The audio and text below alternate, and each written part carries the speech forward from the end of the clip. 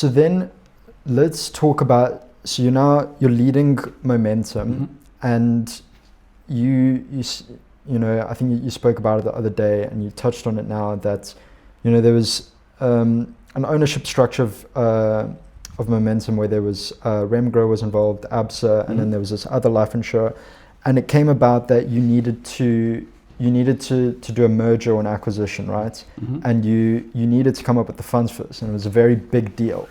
Walk me through the deal, how you did it, and how you found the funds. Well, that certainly was undoubtedly the highlight of my whole career.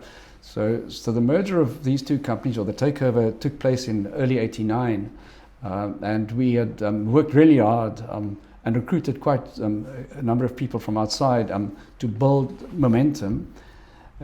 So fast forward to 1992, and at the time Sanlam still had a very big stake in what used to be called Trust Bank, and they had some financial difficulties. Sanlam approached ABSA to ask them, would you be prepared to take over, which ABSA agreed to do. And once that deal was settled, Sanlam came back to ABSA and said, guys, we have a small problem. You have a 30% stake in our competitor being Momentum, and we now have Sanlam have a stake of 25% in ABSA, and we're a bit uncomfortable with that. ABSA's response was that they didn't see Momentum as core business. They'd be happy to sell their stake to Sanlam. And then likewise Remgro, who was also a 30% shareholder, responded by saying, hey ABSA, you had management control, management responsibility for Momentum. If you sell out, we'd like to sell out as well.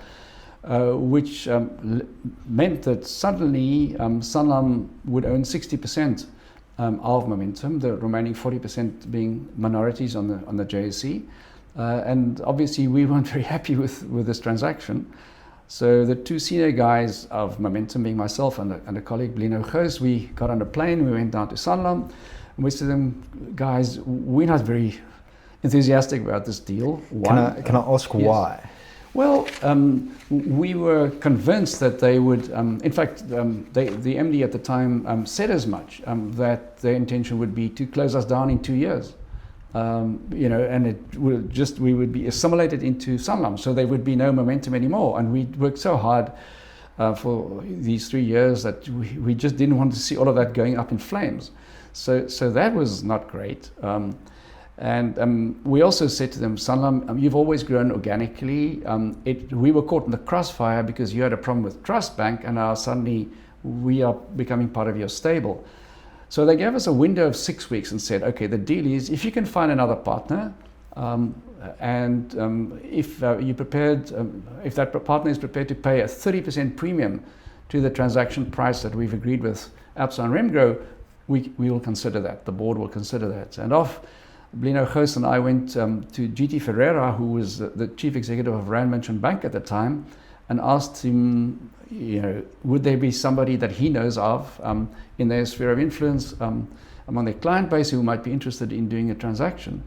And the very next week, the three founders of Rand Merchant Bank, being GT Ferreira, Laurie Dippenaar, and Paul Harris, literally walked into our office, and they said, but they wanted to do the deal. Which was an extraordinary event for us. And within a week or two, we were able to literally shake hands. You know, so I guess lesson for the day, trust in business is massively important. Fortunately, we knew each other by and large. Paul Harris and I were at Wilgenhof together. He was a year behind me. And Blino Goos had a brother, Rudolf Goos, who worked for Rand Merchant Bank. GT Ferreira and I participated in athletics together, so we knew each other. And I guess that facilitated the deal. But the extraordinary thing about this deal was that at the time, RMB Holdings was owned 100% of Rand Merchant Bank. It was still unlisted, and the way in which it was financed is step one, RMB Holdings sold 100% of Rand Merchant Bank to Momentum for a price of 300 million, which happens to be the purchase price which Sanlam was asking. So step one, that deal was done. And step two, now RMB Holdings has 300 million in the bank, and then they paid that amount across to Sanlam, and lo and behold, suddenly they became a 60% shareholder in Momentum. But the extraordinary thing about this is, at the time, I guess the whole net worth of GT, Laurie and Paul was concentrated in their stake in Rand Merchant Bank. And here, what are they doing? They're making Rand Merchant Bank a subsidiary of Momentum, which means they're putting their whole personal fortune as well as their reputation on the line, trusting the management team of Momentum, which was an extraordinary vote of confidence. I'm very happy that it worked out very well. At the time, there were 10-for-1 splits and all sorts of interesting things, but if one translates it into money today, the initial transaction price that Sanlam had to pay to Absa and Remgro was 34 cents per share. And they wanted that 30% premium, which was 44 cents a share. And we agonized about this because the RMB guys insisted there's one condition in this deal, and that is that the 15 senior people at Momentum should also commit to buying shares of Momentum at 44 cents. Needless to say, we had to incur quite a lot of debt to do that. Now, if you fast forward to today, Momentum became the vehicle to become FirstRand in '98 when RMB took over FNB, and at the same time Momentum took over Southern Life.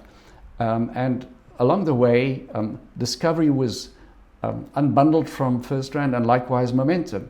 So if you add all of that together in today's money, it's well more than 10,000 cents. So the 34 cents, 44 cents that's 34 years ago has now become well in excess of 10,000 cents. So all worked out very well for us. So they almost did you a favor asking you to buy in, hey? Absolutely.